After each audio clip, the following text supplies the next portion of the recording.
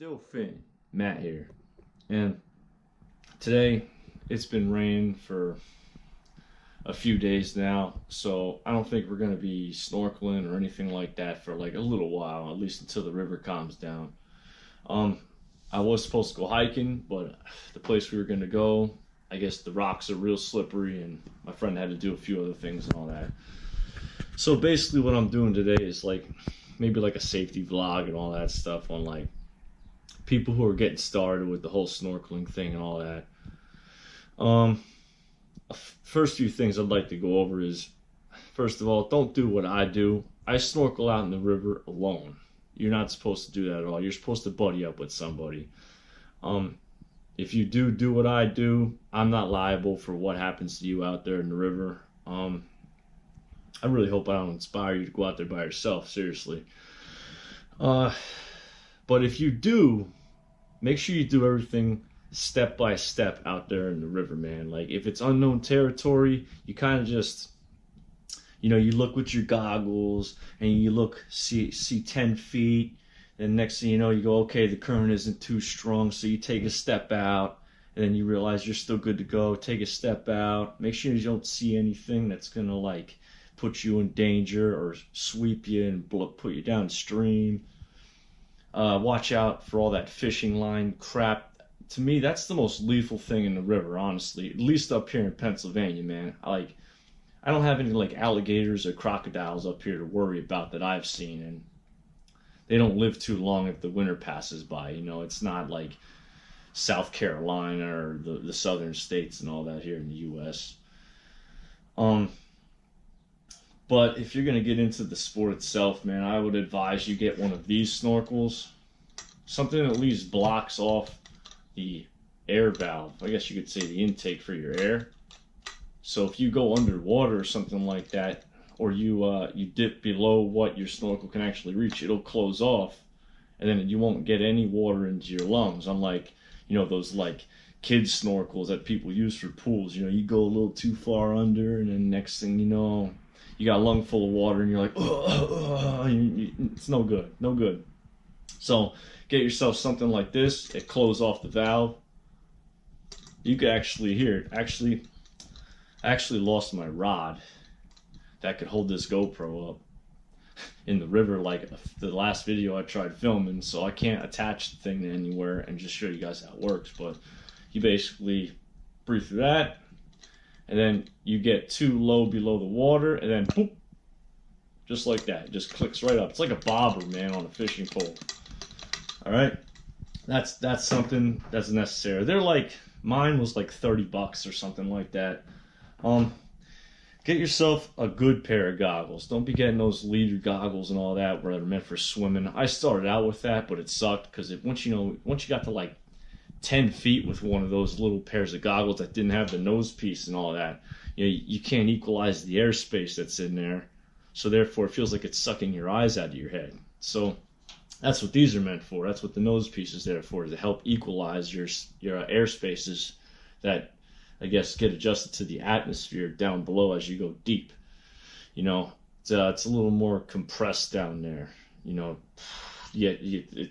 air inside the mask kind of just squeezes and gives you the squeeze. It feels like your eyes are going to rip out. So what you do is you blow some air through your nose and equalize the airspace down there at 10 feet. And not to mention, while it's on your face, if your ears feel like they're going to start like they need to be popped, almost as if you're going in like a car. You go uphill in the car, you got to pop your ears. It's the same thing going underwater. You grab your nose piece, pinch your nose a little bit, and you blow slightly to get your ears equalized to the depth that you're at. So then it feels like you're at the surface again. So nose piece is critical. Plus it helps stop the water from going up your nose. That's always nice. Another thing is make sure you get a pair of goggles. Like these were $50 or something like that. But they're also scuba certified, so you can use these diving and all that. This is glass. I forgot what kind it is, actually. It said the brand and had the tag on it when I first bought them and all that, but I can't even tell you what brand they are. It did come with a nice case, zipper case, all that. That's my defog stuff in there. That was like $5. what else is there? Another piece of advice is, if you're getting started and you're really starting to really like it, I highly advise you get at least a knife or something to cut things. I have this dive knife right here. I used to go out into the river with just a snorkel and goggles, no wetsuit, nothing to make me buoyant, to help make me float. Like, I used to just wing it with old pair of river shoes, goggles and snorkel, man, maybe like a shirt. That's it. I never even thought about bringing a knife with me. And I'll be real with you, man. A knife is a critical piece of gear, man. Because next thing you know, you decide you want to dive 8 feet. That's not that deep. You're 6 feet tall. You want to dive 8 feet. You go down to look for something. You get something caught around your ankle like fishing line. You don't have a knife. Guess what? Now you're going to freaking drown, or something bad's going to happen to you where you're going to have to be in a struggle down there, and you have one breath of air snorkeling, and you have nothing to cut it away.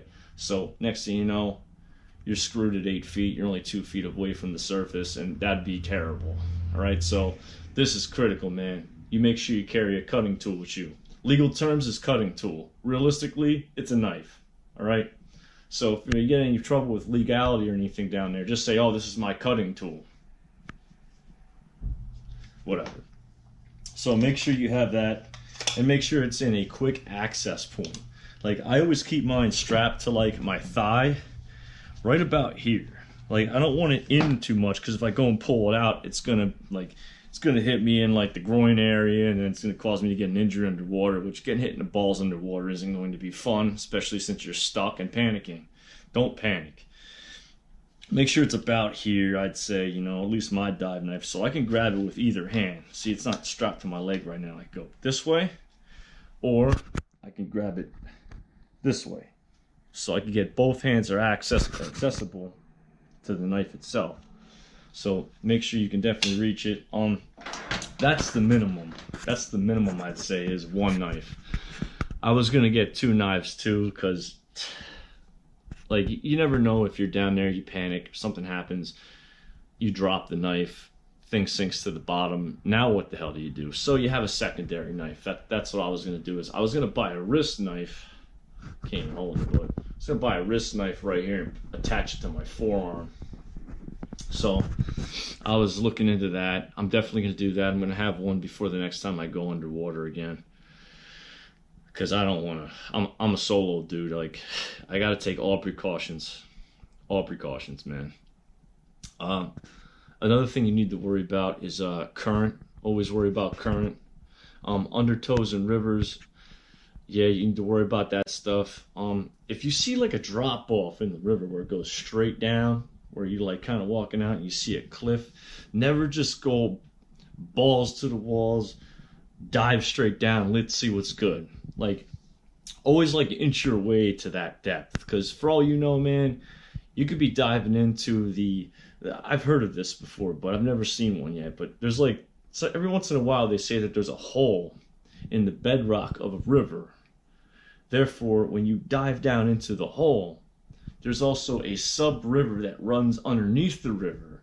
So what'll happen is you'll think it's just a hole, and next thing you know, the current will sweep you underneath the bedrock, and now you're gonna freaking die, because you don't know how the hell to get out of there. It's a cavern down below. You gotta watch shit like that, man.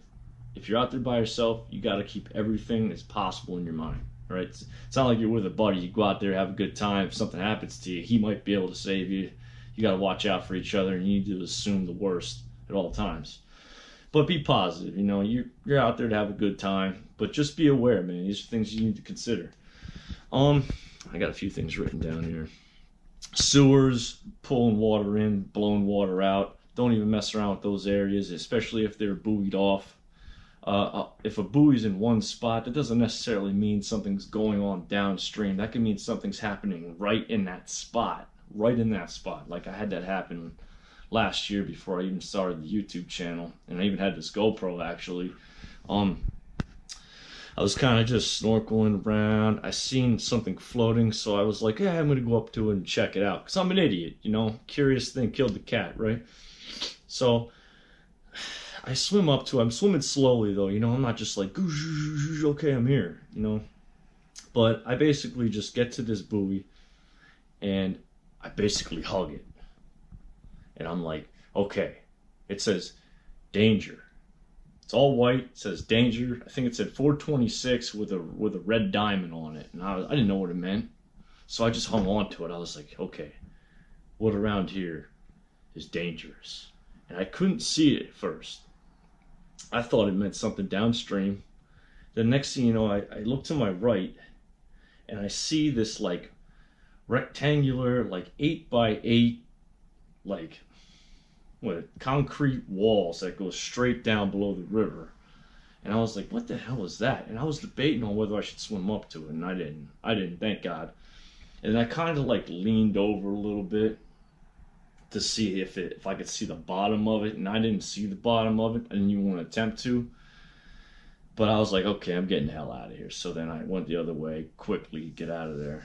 And later on found out that was a pump house that sucks water down. Thank God I didn't go down there and check it out. Could have been pretty bad. It also wasn't running, I don't think. So that was a very optimistic thing that happened that day. It could have been a hell of a lot worse. No one would have even known, because I was there by myself. Don't ever go by yourself. Don't be like me. What else do we got here? I said buddy up.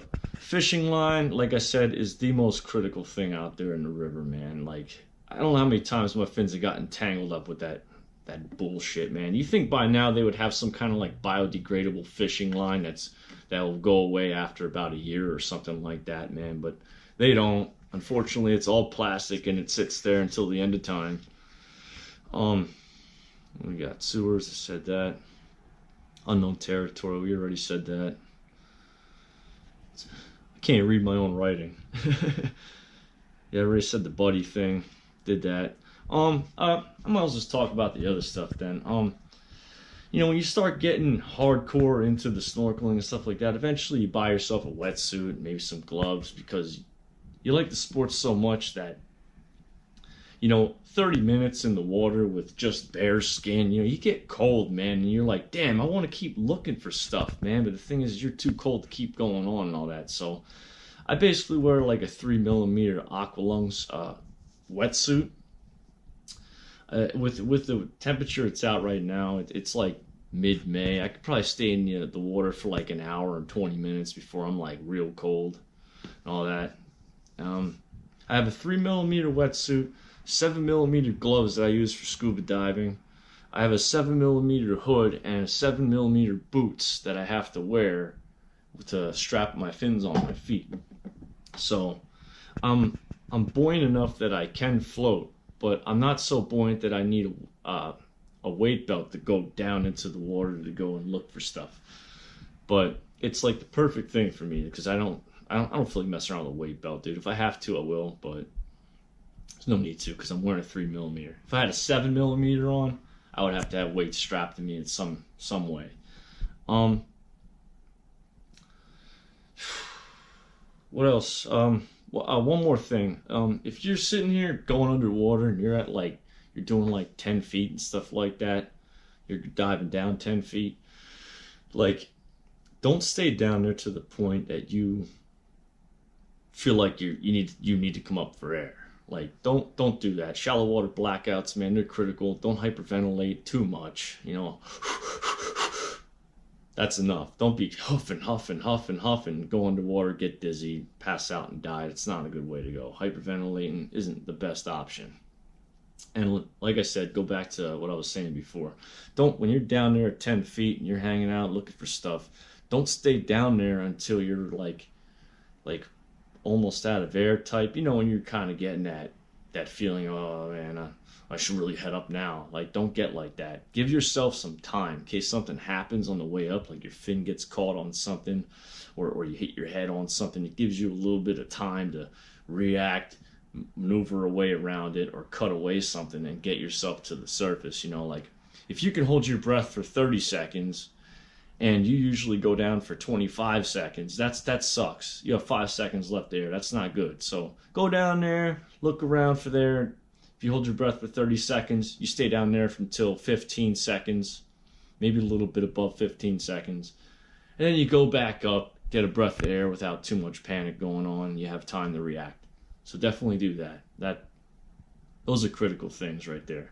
Other than that, that's the only real advice I have for you right now. It's not professional experience, professional advice. I'm telling you, it's my own personal experience that I've done myself in the river. All right. If you want professional experience, go talk to somebody that knows what they're doing. I'm just telling you what I do. All right. So watch yourself out there in the river, man. It can be brutal sometimes. The river's too high. Stay the hell away from it.